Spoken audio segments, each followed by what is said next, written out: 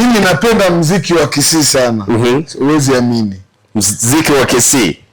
Uko na vibe fulani alafu ni vibe yangu muziki wa Kisii kuna ile vibe ya She's in love with a digo banga fulani, yani muziki unakimbia.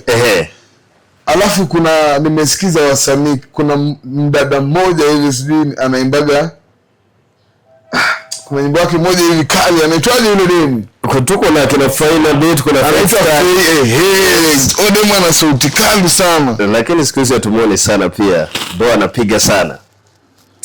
Mimi nimekwambia kitu kinasumbua wasanii ni mapenzi. Mapenzi tu. So sometimes mtu akiwa na relationship pia inaleta shida kwa kazi ya muziki sana. So wasanii wasioe, mimi naona wasanii wasioe, wakioa tu ni kujitakia wenyewe, lakini wanajua hata wako sawa huko mahali.